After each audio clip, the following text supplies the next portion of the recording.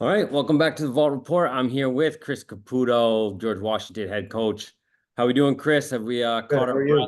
breath, post portal and into the off-season workouts? But how we doing? Yeah, good. How are you doing? Everything good? Yeah, not too bad. Can't complain.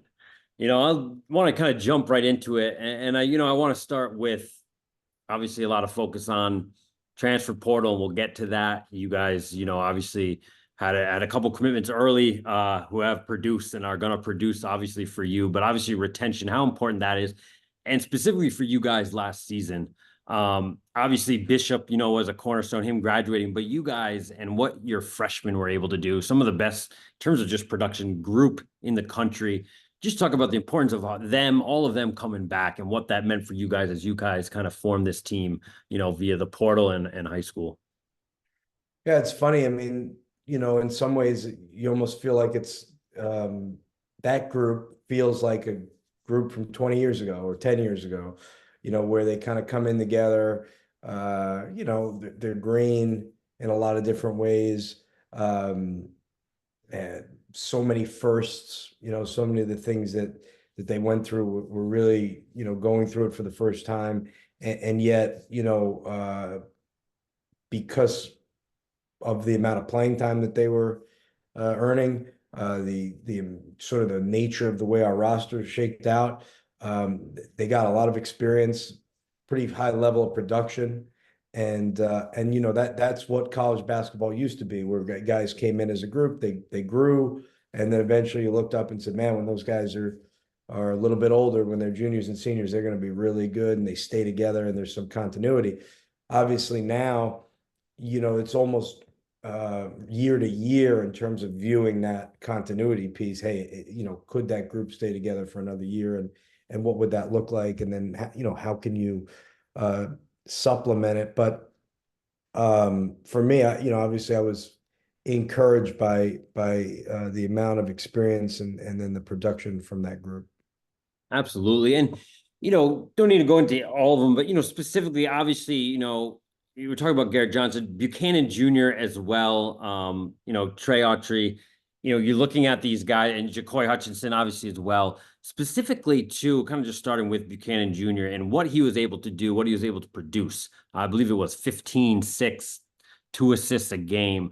For you going into the offseason, having him have that experience, what is the next step, do you feel, for a guy like that, a guy that, has, clear star potential and showed it his, obviously his freshman year? Well, the funny thing about him is he's still 19 years old, even though he was at Virginia Tech and he sat out, he's still a very young player for his grade. And so I think developing an offensive game in college and what that would look like, I think, there was a little bit of unknown, I think, obviously for Virginia Tech staff because he was redshirted and you're not throwing him in the fire as a freshman. And then obviously for us, I can't say this time last year we sort of exactly knew what that would look like. But he developed into a super unique player, super productive. And like all our freshmen, they've got to take those experiences, build some, take some confidence from their ability to do some things, and turn that into affecting winning, obviously we did that at times early in the season before the injury bug hit, but how do we do that?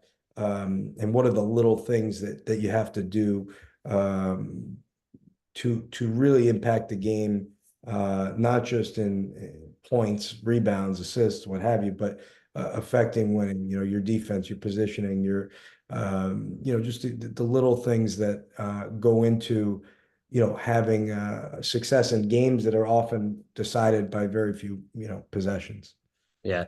And as a group, I mean, you're with them all the time. And it's clear, I mean, it's pretty evident in terms of all of them returning, but just for them as a group, and I do obviously want to throw Christian Jones in there as well, who's a red Right. shirt, who's a guy that, it could have an impact this year as well for you. But just for them, even off the court, as they connect, like you said, kind of this old school group, this having that production and carrying that forward, even off the court, what is that dynamic with them? Yeah, it's kind of fun to watch. They've been pretty close knit, and for my first 15 or 16 years of coaching in college basketball, that's what college basketball was like, you know. And so it's fun to watch a group sort of develop and grow together. And you know, our hope is that, you know, while they're becoming really good friends, they're also creating great chemistry on the court.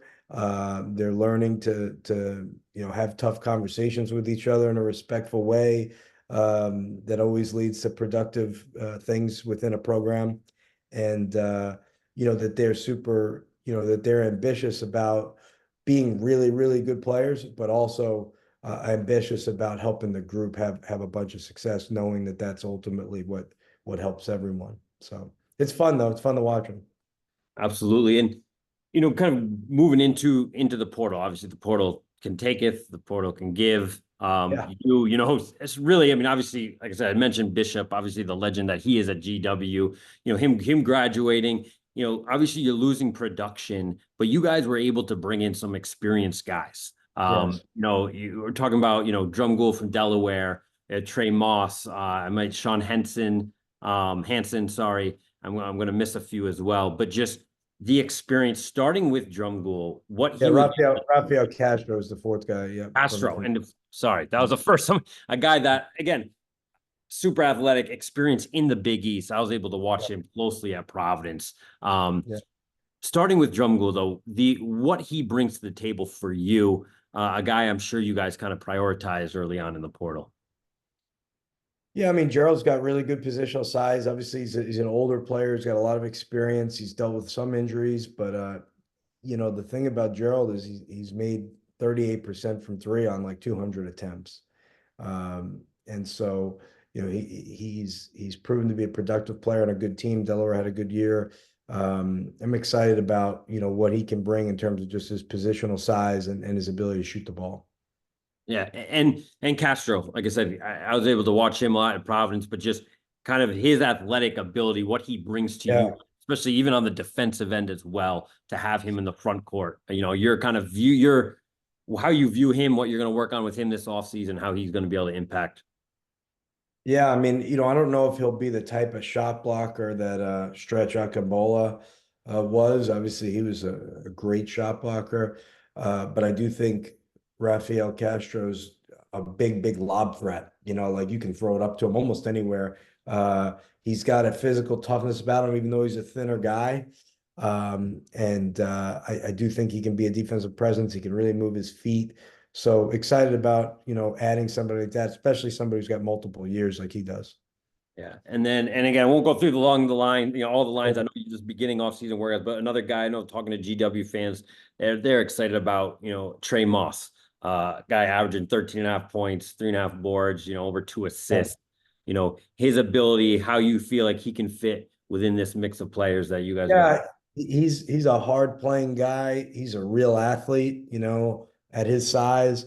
I think he's a better shooter than the numbers would indicate based on what we've seen.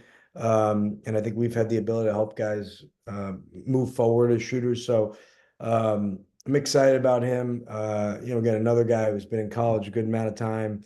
That was, you know, for us last year. Um, we had so little of that experience. So one of the things in the portal was just getting guys that are in their fourth and fifth years was critical. And then obviously Sean Hansen, you know, I thought, you know, Cornell had a great year, top 100 Ken Pom team. They played a lot of guys. So when you look at Sean's numbers, it's if you look at it on a per minute basis, he was really good. And him and Rafael Castro together sort of they really complement each other. Sean can make a three, excellent passer, kind of a rugged front court guy with skill, and then you got this big vertical threat in Castro. I think those two guys together are a really nice combination. Yeah. And moving to, I like to ask this question. I feel like because the game has changed, obviously, in terms of recruiting and the transfers, but in terms of reflection, looking at last season, how Yeah, for you, have you had time really to do that? And like I said, we've kind of a yeah, theme in this discussion we had is you do have a lot of returning players. So it's not necessarily a new team, but of course you have added a lot of pieces. But just have you had time to do that? And what's that process Yeah. like for you, in today's landscape of college basketball? Yeah, I mean, I think for us, we had a unique year. We're 14-3 with wins, at VCU and George Mason at home, who obviously had a very good year, and handily, that game on Martin Luther King Day. And at the time, you still know, even though we've got a good record and some good wins, that we are a very young team. We are playing more freshmen than almost anybody in the country outside of Kentucky. Um, and so with that, there's going to be some ups and downs. What we probably couldn't anticipate is a guy like Garrett Johnson. His health deteriorated sort of, I don't want to say as expected, but his hip issues sort of well documented. Yeah. Um, One of the things about taking him was, we wanted to have some patience and understanding, hey, we don't know what this will look like, full contact practice games. How long will this hold up? And then we can adjust from there.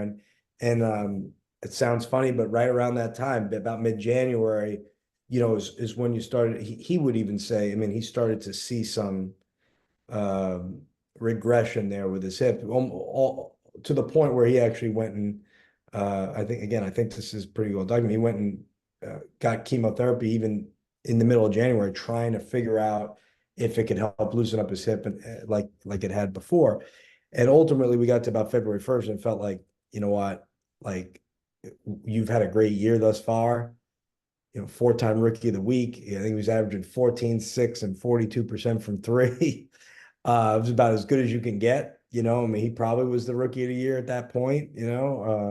Again, X Brown had an awesome year too. So him, Darren, and X probably all would have fought it out there.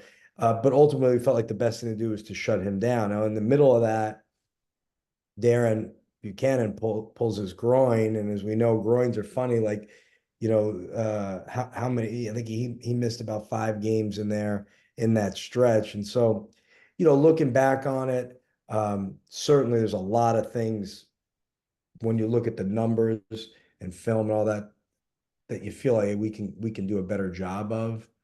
um, and the staff, obviously myself, everybody, reflects on those things. But also, I think the reality for us is we were playing a lot of young players, and then when the injury thing hits, what's funny is when Darren came back healthy, I mean, we basically played 4 or 5 one-possession games. We won, well, we beat Bonaventure pretty um, handily at home, but then basically lost a bunch of one-possession games when he came back. And so there's stuff within that you have to look at and say why, and some of them are very obvious. And then one of the most obvious things is, hey, you're playing just very, very young players Yeah. in a time when college basketball is probably at its oldest. And so I think the last thing I would say is the thing I'm trying to get to our team is like, no, you don't just get better just because you get older. Mm. You get older and you get wiser, and allows you to go attack the things that you need to get better at. Yeah. Right. That's, and so there's no guarantees that you get better just because you're a year older. But most of the guys that I've coached throughout my career, they've gotten better because they've gotten a little smarter as they get older, and a little bit more reflective of what they need to do to get better.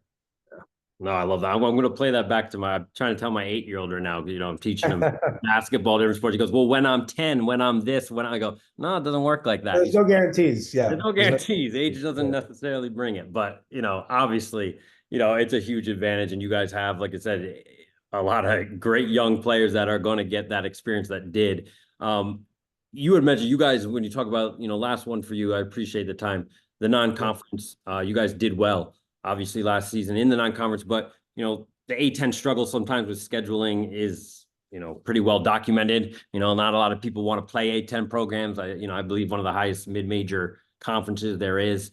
How is that coming along for you? Any details, whether it's been shared or not? Yeah, Just I mean, we're in the Virgin Islands.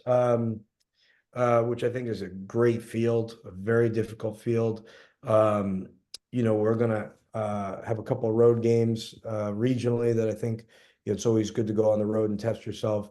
And then again, number of home games. I think I think when you look at college basketball scheduling, it's real simple, and you're seeing it now across the board where teams that are trying to compete for postseason play um, are going to play 7, 8 home games, right? Maybe more in the non-conference that are, I would say, games that either they're buying. Um, there may be one or two difficult ones in there. They're playing in an MTE, and those are getting smaller in terms of the number of teams. So there's less access there.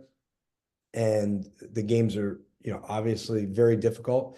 And then maybe a home and home somewhere, but it's just not, there's just the volume of games for the A10 to play Power Five schools is just not there. I mean, I remember at our league meetings, Coach Mooney had mentioned that Richmond historically for many, many years, even before he got there, there was a reputation of playing, a lot of high major programs.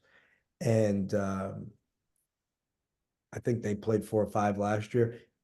From what he said at the league meetings, I didn't think they had any on their schedule. Like at some point, um, they're trying to freeze out Yeah. leagues like ours, right? Which we understand, especially in this part of the country where there's a lot of games available. I think out west it might be a little bit different because there's less schools and some of those games make themselves more available. So the league as a whole, I think, whatever we have to do to both create a competitive schedule, but also get a very good non-conference record Yeah. as a league is Yeah. so important. And if there was a real easy answer to it, I think everyone would just subscribe to it. But it's probably case by case basis.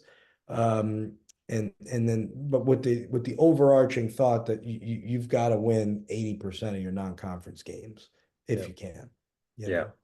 No, definitely.